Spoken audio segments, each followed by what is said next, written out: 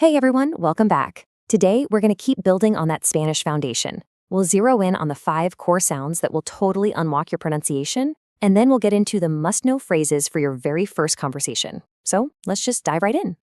If you've ever felt a little nervous about getting the pronunciation right in a new language, just let this sink in. Spanish is actually way more straightforward than English. Seriously. For the most part, what you see is exactly what you say. And the secret to that simplicity? It's all right here. The entire sound system of the language is built on just 5 pure, consistent vowel sounds. If you can master these 5, you are so far ahead of the game. All right, so our first stop is all about these foundational sounds. Now, here's the most important thing to remember.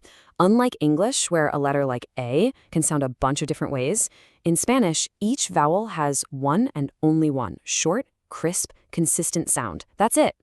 First up is the vowel A, and honestly, this one is probably the easiest one to get right away. The sound is just a really clean, open ah. Think about when you go to the doctor and they tell you to say ah. It's that sound. No tricks, no weird variations, just ah. And this word right here is the perfect example. Listen, casa. Did you hear that? Both A's have that exact same ah sound. Casa. It's that simple and consistent. Okay, next up is the vowel E. Now, for us English speakers, there's one little detail here that is absolutely crucial to get right. So the sound starts off kind of like the English word take, but you have to stop before you add that yes sound at the end. You know how we say take? In Spanish, you want to cut that short. It's a pure short E. Let's try it together. Just the pure sound. Eh. Not A, just eh. Go ahead, give it a shot. All right, our next vowel is I. This one's going to feel pretty familiar, but again, the whole trick is just keeping that sound nice and short. It's the exact same sound you hear in the English word fee. But you know the rule by now, right? Don't drag it out into a long fee. It's just a short, crisp I. Let's practice that. Just a quick, sharp sound Y. I. See, you've got this. Now for our fourth vowel, O. This is another one where we English speakers tend to add a little extra sound that we've got to get rid of. So, as it says here, in English, we say words like go or no with a kind of ow sound at the end. In Spanish, you want to avoid that completely. It's just a pure O, like the vowel sound in the word toll. Just O. Listen really close. It's just O. Try it with me. O. Pure and simple. And that brings us to our fifth and final vowel, the letter U. The sound here is oo, just like in the English word rule. And by now you totally know the drill.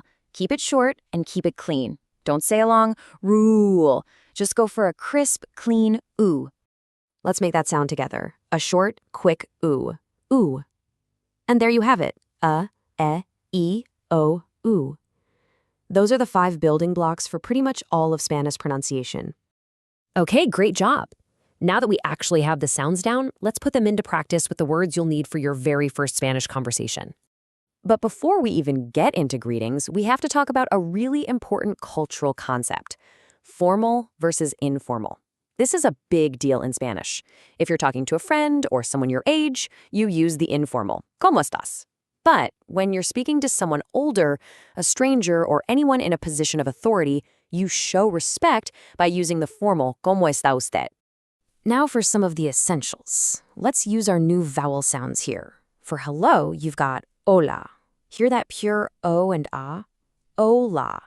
For really casual, how's it going? You can say ¿Qué tal?